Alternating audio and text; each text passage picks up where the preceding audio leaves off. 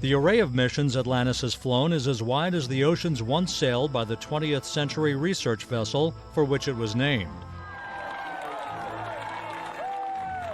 Atlantis has flown missions for national security, for interplanetary exploration, and to foster international cooperation. On October 3, 1985, Atlantis launched from Pad 39A on its maiden voyage, STS-51J. Ignition and liftoff. Liftoff of Atlantis. A new orbiter joins the shuttle fleet, and it has cleared the tower. Commanded by shuttle veteran Carol Bobko, the classified Department of Defense flight was the first of 5 Pentagon missions Atlantis completed. After traveling more than 1 million miles, Atlantis landed at Edwards Air Force Base just 4 days later, on October 7th. Later that year, on just its second flight, Atlantis set a shuttle record for the least amount of time between missions. On November 26th, the orbiter headed back to space on STS-61B, just 50 days after completing its previous flight. Making his first spaceflight on that crew was mission specialist and spacewalker Jerry Ross, whose 7 career spaceflights, including 5 on board Atlantis, would set a record matched by just 1 other astronaut. 3 communication satellites were deployed during the flight. During 2 spacewalks, Ross and Woody Spring also conducted a construction experiment to demonstrate the feasibility of assembling large structures in space. The successful experiment was an early proving ground for the engineering and construction of future space stations.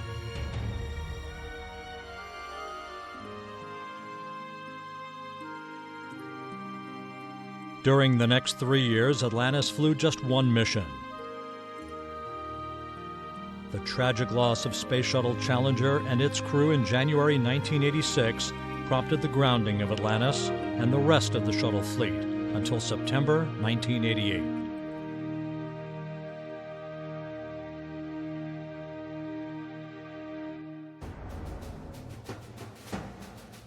In 1989, Atlantis was back in action, completing 2 missions to provide a closer look at 2 neighboring planets.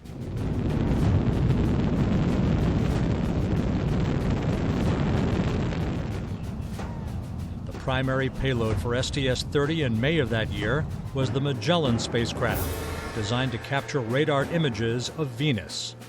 Magellan, which was the first interplanetary spacecraft launched from a space shuttle, eased into orbit around Venus in August 1990, mapping 98% of the planet before its mission came to an end in October 1994. 5 months later, on STS-34, Atlantis was back in space for the deployment of the Galileo spacecraft on its voyage to Jupiter. It took 6 years for Galileo to arrive at the solar system's largest planet, and when it did, it became the first spacecraft to both orbit and release a probe to penetrate through the atmosphere of an outer planet. It collected data on Jupiter and its moons for the next 8 years. And flight crew, this is OTC. Close and lock your visors. Initiate O2 flow. Godspeed on the 100th U.S. manned mission in space. Flight crew copies. Visors in O2. Thanks for the great help. On June 27, 1995, Atlantis embarked on a mission which significantly expanded the new era of international cooperation. 2, 1, and liftoff of the Space Shuttle Atlantis on a mission that will herald a new day of international cooperation in space. Houston now controlling.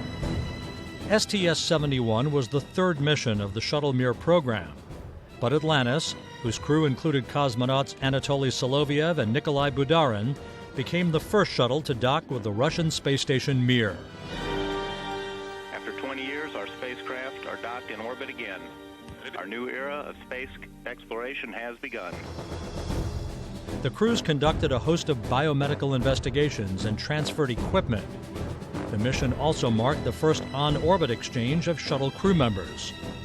Astronaut Norm Thagard and cosmonauts Vladimir Dezhurov and Gennady Strakalov, who flew to Mir on a Russian Soyuz vehicle, returned to Earth on board Atlantis. In a complex orbital ballet, Soloviev and Budarin captured these images from their Russian Soyuz, which undocked just minutes before Atlantis departed Mir. The union of Atlantis and Mir created the largest spacecraft to orbit the Earth at that time.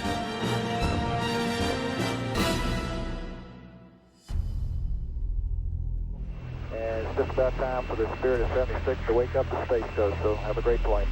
All right, we'll put that in work. Thank you very much. 2, 1. Booster ignition and liftoff of Atlantis on the third Shuttle Mir docking flight. Atlantis visited Mir on its next 6 flights.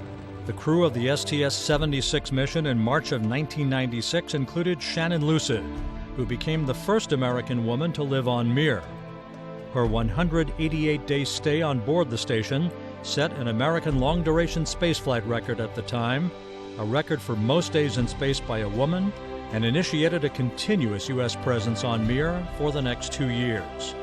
And astronauts Linda Godwin and Rich Clifford completed the first U.S. spacewalk around 2 docked vehicles while wearing jet backpacks known as Simplified Aid for EVA Rescue, or SAFERS. In the spacewalk, they attached 4 environmental payloads to the Mir's docking module. Atlantis flew to Mir 3 times in 1997, but the last of those flights, STS-86, was in question up until its scheduled launch in September. Safety concerns arose after a Progress resupply ship collided with Mir a few months earlier during an attempted manual docking. The collision damaged the Mir's Spectre module, which had to be sealed off from the rest of the station because it was losing pressure. On the day Atlantis was scheduled to launch, NASA Administrator Dan Golden summarized his decision to proceed with the flight. Not only is the Mir station deemed to be a satisfactory life support platform at this time, but it is anticipated that significant operational and scientific experience is still to be gained through continued joint operations. Atlantis docked to Mir on September 27th. Over the next 6 days, the crews transferred consumables, experiments, and other materials. Scott Parazynski and Vladimir Titov also conducted the first joint U.S.-Russian spacewalk, installing an external device to help seal the breach and Spectre from the vacuum of space. The continuous U.S. presence on Mir was preserved as astronaut Dave Wolf joined the Mir crew, replacing Mike Foale, who returned to Earth on board Atlantis.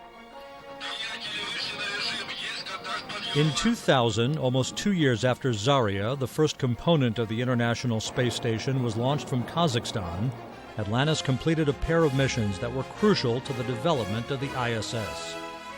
During STS-101 in May of 2000, Atlantis' astronauts outfitted Zarya for the July arrival of the Zvezda service module, essential for sustaining the first long-duration expedition crew. And on the mission, Atlantis became the first shuttle to employ the new Advanced Instrumentation Display System, known as the Glass Cockpit. On STS-106 in September 2000, Atlantis delivered supplies and Zvezda was opened for business for the first time, in preparation for Expedition 1, the station's first crew. Their arrival in November marked the start of a continuous human presence on board the ISS that remains unbroken. 3, 2, 1, 0, and liftoff of Space Shuttle Atlantis with Destiny.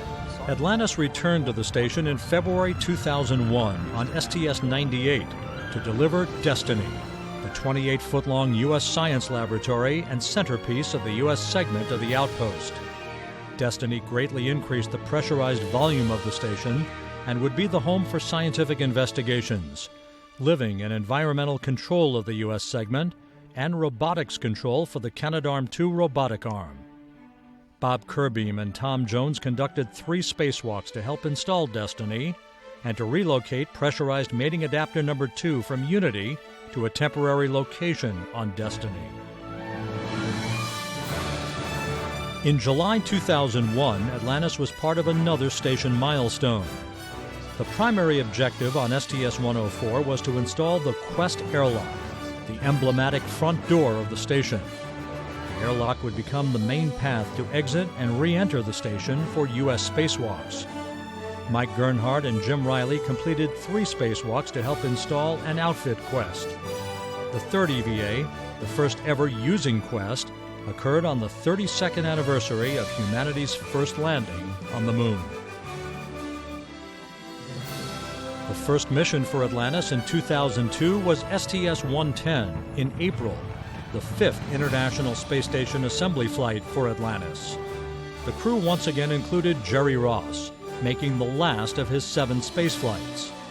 Using the shuttle and the station robotic arms, the combined crews installed the S0 truss segment, the central piece of the station's integrated truss structure, the backbone of the ISS.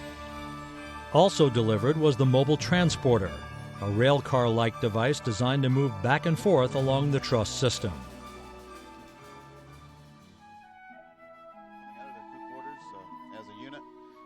In 2003, the loss of the Space Shuttle Columbia and its crew prompted the grounding of the shuttle fleet for the second time in history. Following 2 return-to-flight missions by Space Shuttle Discovery designed to test safety procedures, Atlantis stood ready to support STS-115 in 2006. It's been almost 4 years, 2 return-to-flight missions, and a tremendous amount of work by thousands of individuals to get the shuttle program back to where we are right now. And that's on the verge of restarting the station assembly sequence. We're ready to get to work. After several weather-related delays, Atlantis finally headed skyward for the STS-115 mission on September 9, 2006. The crew conducted 3 spacewalks to install P3, P4, critical truss segments on the port side of the station, and a pair of solar arrays. The mission also marked a milestone for the Canadian Space Agency, as astronaut Steve McLean became the first Canadian astronaut to operate both the station's robotic arm and the mobile base system in space. STS-117 in June of 2007 closely mirrored STS-115, with Atlantis and its crew delivering S3, S4, the next truss segment for the starboard side of the station and its solar arrays. The mission also included a space station crew rotation. Astronaut Clay Anderson became a member of the station's Expedition 15 crew, replacing Sonny Williams, whose 195-day stay on the station set a new long-duration spaceflight record for women, eclipsing the record set by Shannon Lucid on board Mir. The sole flight for Atlantis in 2008 was STS-122 in February. The highlight of that 13-day mission was the installation of the European Space Agency's Columbus Laboratory. Astronauts Rex Walheim, Stan Love, and Hans Schlegel also replaced several components of station hardware over the course of 3 spacewalks. And liftoff of Space Shuttle. And in May 2009, the STS-125 mission became the first flight in 9 years for Atlantis to a destination other than the International Space Station. Bypass across the board, Scooter, no action. STS-125 was the final servicing mission to the Hubble Space Telescope.